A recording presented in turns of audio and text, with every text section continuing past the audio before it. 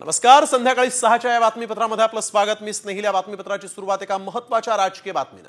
उपमुख्यमंत्री एकनाथ शिंदेंचा सत्कार शरद पवारांनी केल्यामुळे उद्धव ठाकरेंनी आपली नाराजी बोलून दाखवली आहे. बाळासाहेब ठाकरेंनी उभी केलेली शिवसेना फोडणाऱ्यांचा सत्कार पवारांनी केल्यानं ठाकरे नाराज आहेत. शरद पवारांनी एकनाथ शिंदेंचा सत्कार करणं टाळायला हवं होतं असं ठाकरेंचं मत आहे. तसंच राऊतांची भूमिका ही पक्षाची अधिकृत भूमिका असल्याचं ठाकरे म्हणाले.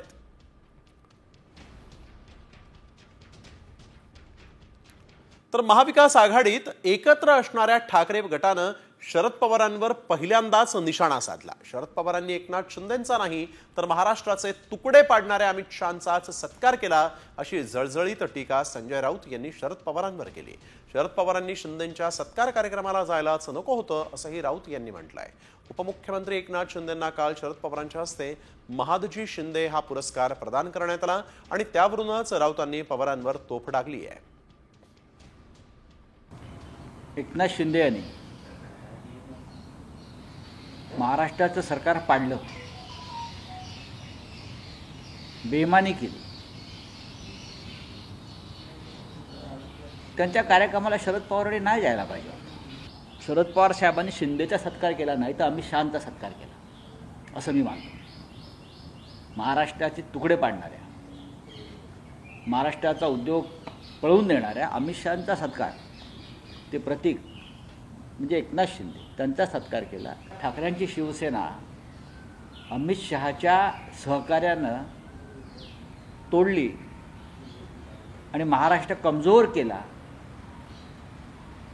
अशांना आपण सन्मानित करता. आम्हाला तुमचं दिल्लीतलं राजकारण जे काय आहे हे आम्हाला माहीत नाही. आम्हाला राजकारण कळतं माननीय पवारसाहेब. तर राऊतांच्या टीकेवरून विरोधकांनी आता निशाणा साधलाय. राऊत आता पवारांनाही सल्ले द्यायला लागलेत. ठाकरे राऊतांनी चिडचिड करण्याची गरज नसल्याचं बावनकुळेंनी म्हटलंय.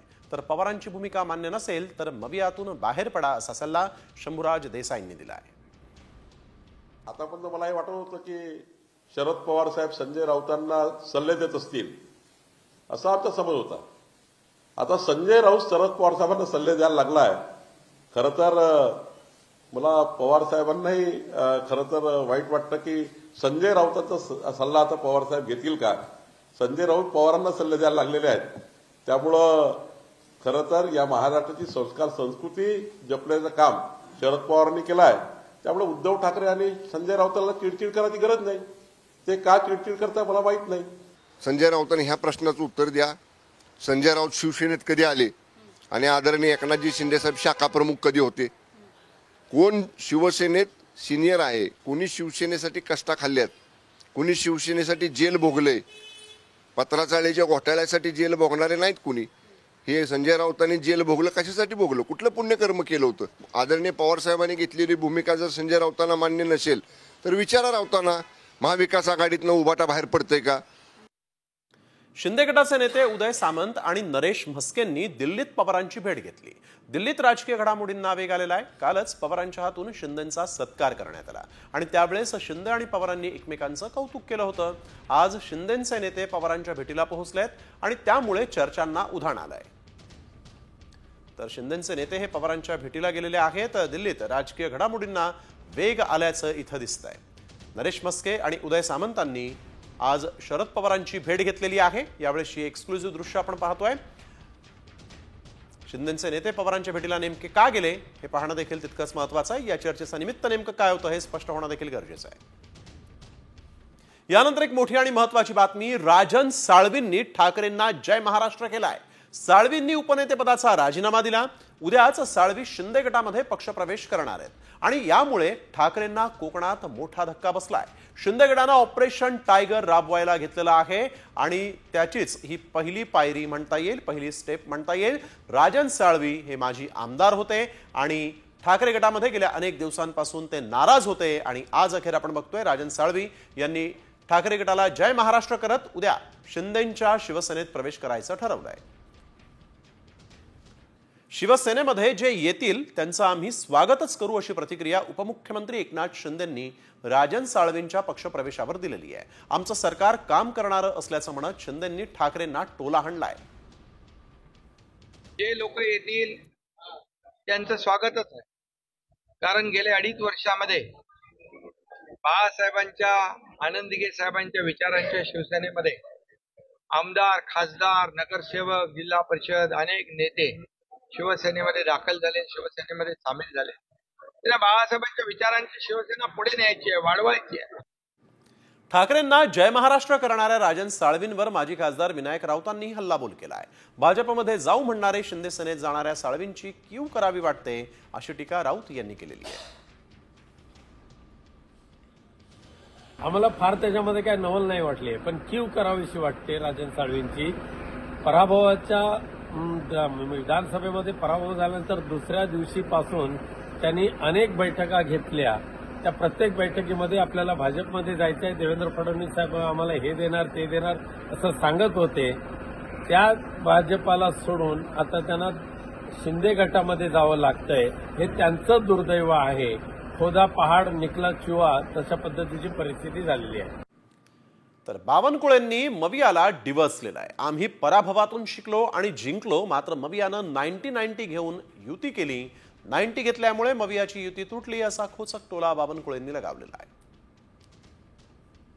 आम्ही अशी युती नाही केली, आम्ही होशामध्ये युती केली. म्हणजे नाना पटोले साहेबांनी 90 घेतल्या, तिकडे जयंत पाटील साहेबांनी 90 घेतली, तिकडे संजय राऊतच्या टीमनी 90 घेतली. आता 90 मध्ये युती त्यांची बरोबर झाली नाही. आमची युती एकनाथ शिंदेची, आमची सर्वांची युती होशात केली आम्ही, आणि त्यामुळे आमची युती टिकली. आमच्या युतीला प्रचंड मत मिळाले. योग्य मॅनेजमेंट केलं, बूथ मॅनेजमेंट केलं, व्यवस्थित काम केलं. त्यामुळे आता ते पिसाळलेले आहे. तुम्ही काही त्याच्यासोबत जास्त लागू नका. मंत्री धनंजय मुंडेंचा पाय आता आणखीन खोलात जाणार आहे, कारण उपमुख्यमंत्री आणि बीडचे पालकमंत्री अजित पवारांनी थेट बीडच्या जिल्हाधिकाऱ्यांची भेट घेतली आहे. परळीमध्ये 73 कोटींचा घोटाळा केल्याचा आरोप भाजपचे आमदार सुरेश धस यांनी धनंजय मुंडेंवर केला होता, आणि याच अनुषंगानं पालकमंत्री अजित पवार यांनी मागच्या 2 वर्षांमध्ये झालेल्या 877 कोटी रुपयांच्या निधीची चौकशी लावलेली आहे. या चौकशीसाठी अजित पवारांनी बीडच्या जिल्हाधिकाऱ्यांना कागदपत्रांसह मुंबईमध्ये बोलावलं, आणि त्यानंतर बीडचे जिल्हाधिकारी अविनाश पाठक यांनी अजित पवारांची मंत्रालयात भेट घेतली. त्यामुळे धसांच्या आरोपांची अजित पवारांकडून आता पडताळणी सुरू असल्यानं मुंडेंच्या अडचणी वाढण्याची शक्यता आहे. परळीतील शरद पवारांच्या राष्ट्रवादीचे नेते माधव जाधव यांच्या मारहाणी प्रकरणी बीड पोलिसांनी 3 महिन्यांनंतर आता जाग आल्याचं त्यांना दिसलेलं आहे, कारण पोलिसांनी परळीचे शरद पवारांच्या राष्ट्रवादीचे उमेदवार राजेसाहेब देशमुखांच्या पोलीस गार्डचा जबाब नोंदवलाय. या प्रकरणी कैलास फडसह साथीदारांवर गुन्हा दाखल करण्यात आलाय. विधानसभा निवडणुकीच्या काळात माधव जाधव यांना बँक कॉलनी परिसरामध्ये कैलास फड आणि त्यांच्या साथीदारांना मारहाण केली होती. विशेष म्हणजे काही दिवसांपूर्वीच कैलास फडवर हवेत गोळीबार केल्याप्रकरणी गुन्हा दाखल झालेला होता. त्याला अटक देखील करण्यात आलेली आहे. ॲडव्होकेट माधव जाधव यांच्या बाबतीमध्ये कशा प्रकारचं वर्तन त्या ठिकाणी केलं जातंय. अगदी त्यांना म्हणजे बॉडीगार्डला सुद्धा चुटकी वाजवून, पोलिसांना चुटकी वाजवून हे कोणाच्या जीवावरती हे लोकांनी केलेलं आहे, आणि परत त्यांना मारहाण सुद्धा केली. आणि या प्रकाराचा फटका महायुतीला बीड जिल्ह्यातल्या इतर 5ही मतदारसंघात बसलाय. ॲक्च्युअल तत्कालीन एसपींनी, कलेक्टरांनी लगेच त्याच्यावरती गुन्हा दाखल करायला पाहिजे होता, परंतु 82 दिवस उजाडलेत. परळीमध्ये कैलास फडसह त्याच्या साथीदारांवर गुन्हा दाखल झाल्यानंतर सामाजिक कार्यकर्त्या अंजली दमानिया यांनी पोलिसांचे आभार मानलेत. परळीत विधानसभा निवडणुकीमध्ये गौडबंगाल झाल्याचं स्पष्ट झाल्याचंही त्यांनी म्हटलेलं आहे. परळीत पुन्हा मतदान करण्याची मागणीही त्यांनी केलेली आहे. मला असं वाटतंय की ECI-कडे जेवढे व्हिडिओज आहेत त्या सगळ्यांवर कारवाई व्हायला हवी, आणि खरं तर ही कारवाई झाल्यानंतर इलेक्शन कमिशननी ही निवडणूक पुन्हा एकदा लावावी, म्हणजे खरं परळीत काय चित्र आहे ते स्पष्ट चित्र बाहेर येईल आणि धनंजय मुंडे यांचा दणदणीत पराभव होईल. राष्ट्रवादी पवार गटाचे नेते छगन भुजबळ आणि राष्ट्रीय स्वयंसेवक संघाचे माजी सरकार्यवाह भैयाजी जोशी एकाच मंचावर आल्याचं पाहायला मिळालं. नांदूर मध्यमेश्वरमधील पुरातन श्रीराम मंदिराच्या जीर्णोद्धार कार्यक्रमात भुजबळ आणि भैयाजींनी हजेरी लावली होती. तर मंत्रिपद न मिळाल्यामुळे नाराज असलेले छगन भुजबळ भाजपमध्ये प्रवेश करणार असल्याच्या चर्चा सध्या सुरू आहेत. त्यामुळे हे दोन्ही बडे नेते एकाच मंचावर आलेले आहेत. आता या दोघांमध्ये काय राजकीय चर्चा होते हे देखील पाहावं लागेल. लाडक्या बहिणींमुळे आता बळीराजालाही फटका बसलेला आहे. मराठवाड्यामध्ये शेतकऱ्यांना मिळणारं ठिबक सिंचनचं अनुदान थकलंय. निधी नसल्यामुळे शेतकऱ्यांना पैसे कुठून द्यायचे असा प्रश्न कृषी विभागासमोर आहे. एकट्या छत्रपती संभाजीनगर जिल्ह्यातल्या शेतकऱ्यांचं 5,60,00,000 अनुदान थकलंय. अनेक शेतकरी स्वतःच्या पदरचे पैसे खर्च करून ठिबक घेत आहेत, मात्र त्या शेतकऱ्यांच्या खात्यातही अनुदान जमा झालेलं नाही. 23-24च्या लाभार्थ्यांची 152 कोटी अनुदान मागणी होती. त्यापैकी 2 दिवसापूर्वी आपल्याकडे 59 कोटी हे प्राप्त झालेले आहेत. या व्यतिरिक्त अजून आपल्याकडे 94 कोटींची मागणी आपल्या विभागांमध्ये अप्राप्त आहे. सदरचे लाभार्थी हे सन 23-24चे असल्यामुळे जिल्ह्यामध्ये सतत लाभार्थ्यांचा तगदा सुरू आहे की अनुदान न मिळाल्याबाबत. तर या अनुषंगाने आम्ही निधी मागणी देखील केलेली आहे. तर त्या पद्धतीने जर लवकरच आम्हाला निधी प्राप्त झाला तर अनुदान त्वरित वितरित करता येईल. तर आम्ही लाडक्या बहिणींच्या बाजूने आहोत, त्यांचे पैसे बंद होणार नाही यासाठी लढा उभारणार असल्याचं शरद पवार गटाचे प्रदेशाध्यक्ष जयंत पाटलांनी म्हटलंय. राज्यात 5 लाख बहिणी अपात्र झालेल्या आहेत. त्यावरून जयंत पाटलांनी राज्य सरकारला टोला हाणलाय. 5-5.5 लाख समित कदम लाडक्या बहिणींची नावं कमी झाली, काय बरोबर नाही. आम्ही त्या बाजूने आहोत. आता आम्ही लाडक्या बहिणींची बाजू घेऊनच काम करणार इथून पुढे. तुमचे पैसे बंद होणार नाहीत यासाठी आमचा लढा कायम चालू राहील. आम्ही तुमच्या मागे आहोत, तुम्ही काही चिंता करू नका. मोफत योजनांवर सुप्रीम कोर्टानं नाराजी व्यक्त केली. अशा योजनांमुळे लोकांमध्ये काम करण्याची इच्छा राहणार नाही. मोफत रेशन आणि पैसे देण्याच्या ऐवजी अशा लोकांना समाजाच्या मुख्य प्रवाहात आणा आणि जेणेकरून देशाच्या विकासात योगदान ते देऊ शकतील असं बनवा, अशी टिप्पणी सुप्रीम कोर्टाने केलेली आहे. या निमित्तानं राज्यात सुरू असलेल्या लाडकी बहिणी योजनेवर गंडांतर येणार का, अशी ही चर्चा रंगली आहे.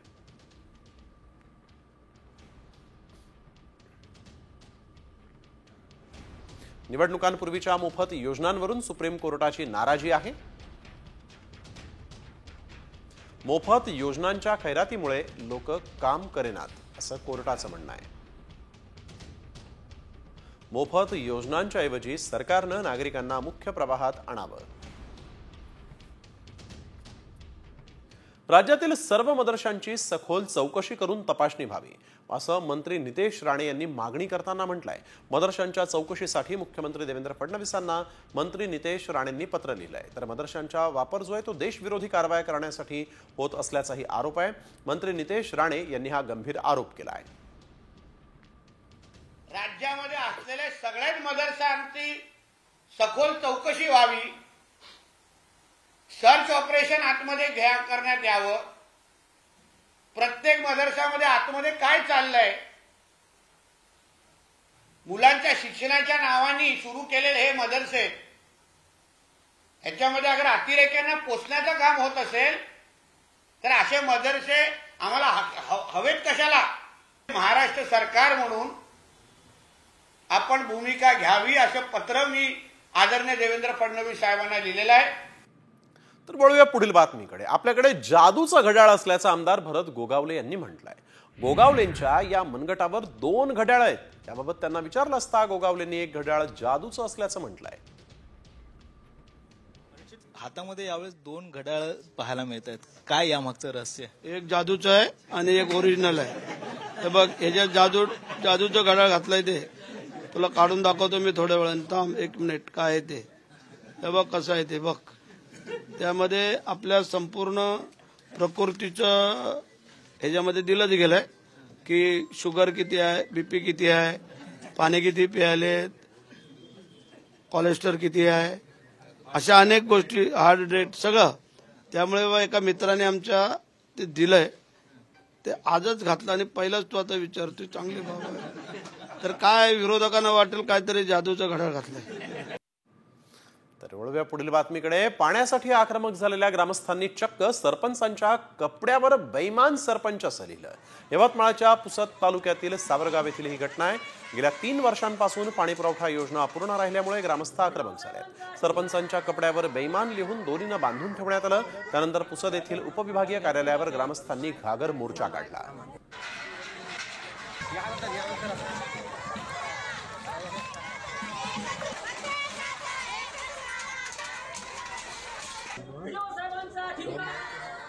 पालकांनो, तुम्हाला तुमची मुलं काय करतायत ते माहिती आहे का? कारण तुमचं तुमच्या मुलांकडे लक्ष आहे का, असं प्रश्न विचारण्याची आता वेळ आलेली आहे. कारण सांगलीमधून शाळकरी मुलं ही नशेच्या आहारी गेल्याचं दिसून आलंय. गार्डनमध्ये खुलेआम नशा करताना या लहानग्यांचा व्हिडिओ समोर आलेला आहे. काही पालकांनीच हा प्रकार उघडकीस आणला आणि या व्हिडिओमध्ये 7 ते 8 मुलं हुक्का ओढत असल्याचं दिसतंय.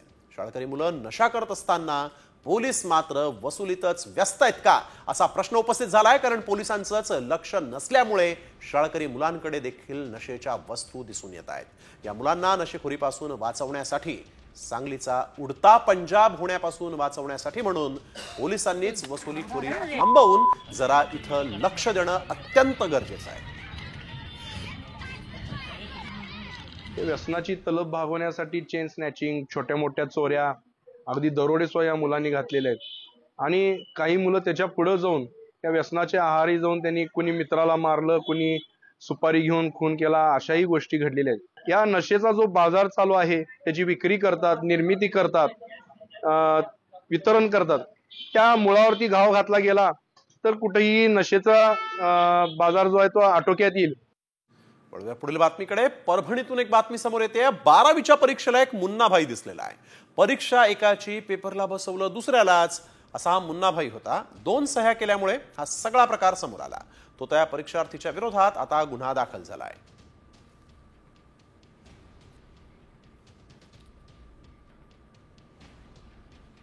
तर आणखीनही महत्वाच्या घडामोडी पाहणार आहोत एका छोट्याशा ब्रेक नंतर.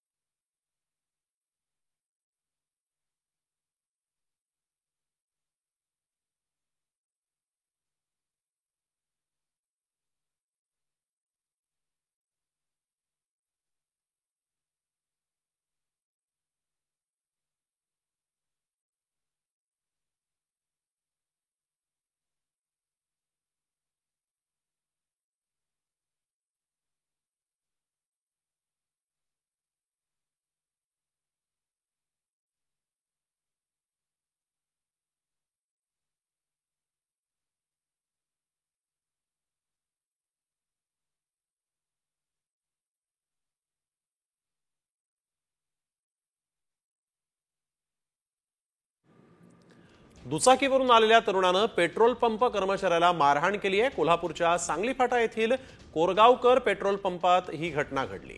तर कर्मचाऱ्याला चाकूचा देखील धाक दाखवण्यात आला होता. तसंच पेट्रोल पंपावरील कर्मचाऱ्याचा मोबाईल सुद्धा फोडण्यात आलेला आहे. चाकूचा धाक दाखवत यावेळेस पेट्रोल पंपाच्या कर्मचाऱ्याला मारहाण करण्यात आलेली आहे. त्याचा मोबाईल हिसकावून घेऊन फोडण्यात आलेला आहे.